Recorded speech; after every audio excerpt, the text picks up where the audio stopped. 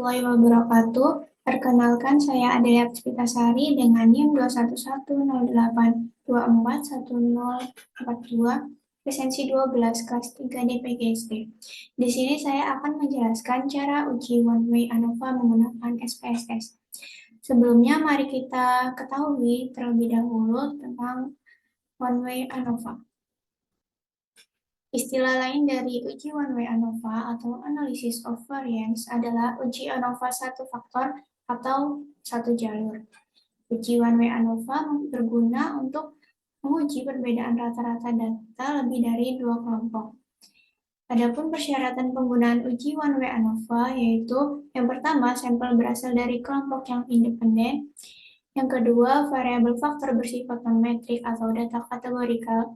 Yang ketiga, data masing-masing kelompok berdistribusi normal. Dan yang keempat, varian antar kelompok harus homogen. Nah, di sini saya sudah memiliki contoh kasus. Seorang peneliti ingin membandingkan penjualan sepatu dengan merek Tomkins, Omniped, New Era, dan Pro ATT, di mana para pembeli sepatu di toko ini hanya dihadapkan pada keempat merek tersebut. Kemudian akan diteliti tentang yang pertama, berapakah rata-rata penjualan keempat sepatu tersebut? Kedua, apakah terdapat perbedaan rata-rata dalam penjualan keempat sepatu tersebut? Dan yang ketiga, rata-rata penjualan sepatu mana saja yang sama atau berbeda penjualannya?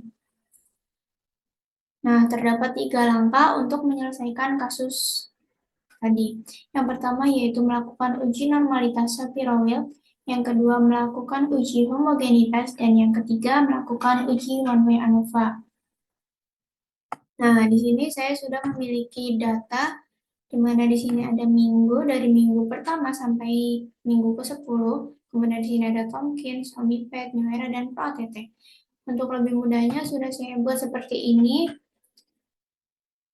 di mana merek 1 itu dari nomor 1 sampai 10, merek 2 dari nomor 11 sampai 20, merek 3 dari nomor 21 sampai 30, dan merek 4 dari nomor 31 sampai 40. Merek 1 itu Tomkins, merek 2 Homiped, merek 3 New Era, dan merek 4 Pro ATT. Selanjutnya kita buka SPSS. Nah, di sini terdapat data view dan variable view. Kita klik yang variable view terlebih dahulu. Di sini kita isi X, Y. Kemudian untuk desimalnya kita buat 0 supaya tidak desimal. Tabelnya yang X yaitu merek, yang Y yaitu penjualan. Untuk lainnya kita center supaya rapi. Nah, values-nya yang merek itu kita pencet di sini, kita ketik ini. Kemudian untuk value-nya itu tadi 1 itu untuk Tomkins. Kemudian kita add, kemudian yang merek 2 itu tadi Homiped. Kita add. Merek 3 itu tadi ada New Era. Lagi, dan merek yang keempat itu ada Pro ATT. Nah, kemudian kita klik OK. Kemudian kita ke data view.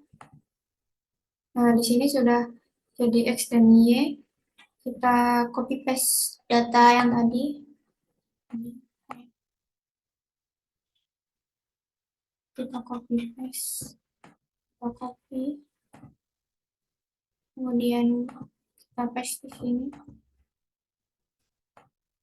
Nah, sudah jadi seperti ini. Kemudian yang pertama itu kita akan menguji normalitasnya, karena untuk one way ANOVA itu harus normal ya datanya. Caranya yaitu kita klik analyze, kemudian descriptive statistik, kemudian explore. Nah, untuk merek itu kita masukkan ke factor list, dan penjualan itu dependent list. Kemudian kita klik plots. Nah, di sini normality plots with test kita centang, kita klik continue, kita klik OK. Nah, di sini sudah muncul outputnya. Kemudian kita lihat di bagian test of normality. Dasar pengambilan keputusan uji normalitas, yaitu yang pertama, jika nilai signifikansi lebih dari 0,05, maka data berdistribusi normal. Namun apabila nilai signifikansi kurang dari 0,05, maka data berdistribusi tidak normal. Kita lihat di sini, nilai signifikansi dari keempat merek sepatu lebih dari 0,05, maka data berdistribusi normal. Kemudian selanjutnya kita akan menguji homogenitas sekaligus menguji ANOVA. Pertama kita klik Analyze, kemudian Compare Means, kemudian kita pilih One Way ANOVA. Nah, untuk merek kita masukkan ke faktor, untuk penjualan ke dependent list. Kemudian kita klik Post, kita centang yang to pay, continue, kemudian options, descriptive, dan homogeneity of variant test kita checklist. Kemudian continue, kita klik OK. Nah, di sini sudah keluar ya outputnya. Kemudian interpretasi output. Yang pertama yaitu melihat perbedaan rata-rata penjualan 4 merek sepatu. Berdasarkan output SPSS deskriptif, dapat dilihat perbedaan rata-rata penjualan dari keempat merek sepatu dengan rincian sebagai berikut. Yang pertama yaitu rata-rata penjualan sepatu Tomkins sebesar 45,30. Kemudian yang kedua, rata-rata penjualan sepatu Homiped yaitu sebesar 41,10. Yang ketiga, rata-rata penjualan sepatu New Era yaitu sebesar 39,00. Dan yang keempat yaitu rata-rata penjualan sepatu Pro ATT yaitu sebesar 35,70. Dengan demikian, maka secara deskriptif dapat disimpulkan bahwa rata-rata penjualan tertinggi adalah sepatu Tomkins yaitu sebesar 45,30. Kemudian yang kedua yaitu menguji kesamaan varian atau uji homogenitas. Berdasarkan output SPSS Test of Homogeneity of Variance, diperoleh nilai signifikansi sebesar 0,074. Karena nilai signifikansi 0,074 lebih besar dari 0,05, maka dapat disimpulkan bahwa varian keempat kelompok penjualan sepatu yang kita bandingkan tersebut adalah sama atau homogen, sehingga asumsi homogenitas dalam uji one way ANOVA terpenuhi. Kemudian yang ketiga, menguji apakah keempat sampel mempunyai rata-rata yang sama atau berbeda, atau uji ANOVA. Menggunakan tabel ANOVA.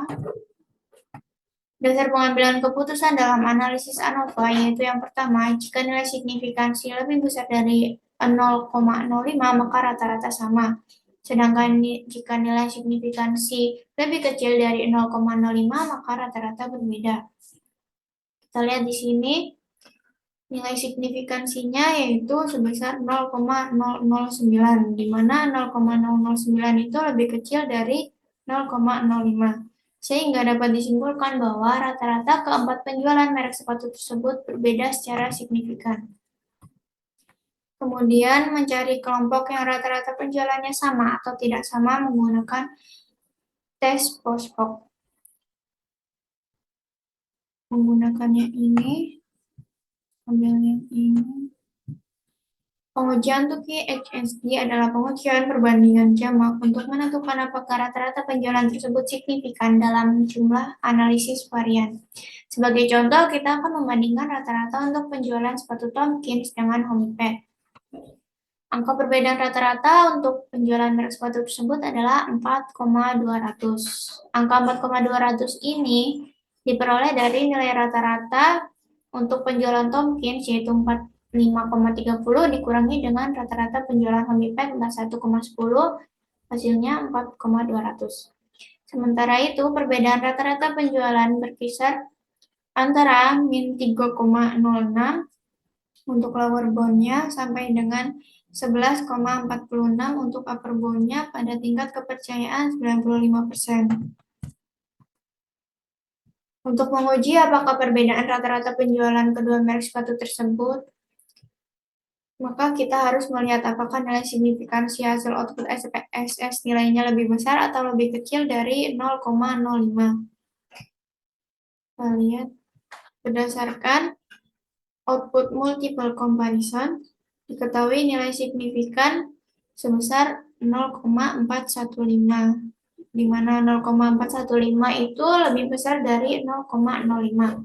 Maka dapat disimpulkan bahwa penjualan sepatu Tomkins dan Homipet adalah sama, sehingga perbedaan rata-rata penjualan secara deskriptif antara kedua merek sepatu tersebut tidaklah signifikan.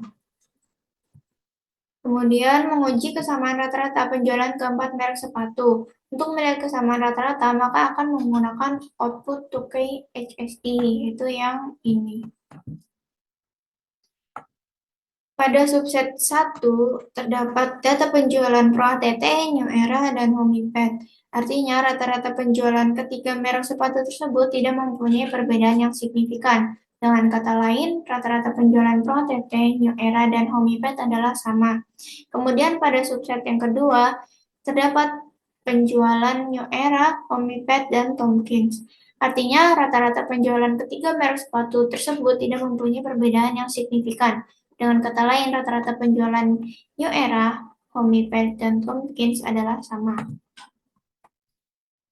Kemudian untuk kesimpulannya, dalam riset eksperimen ini hanya rata-rata penjualan Tomkins dengan Pro ATT saja yang berbeda, sedangkan rata-rata penjualan sepatu merek lainnya adalah sama.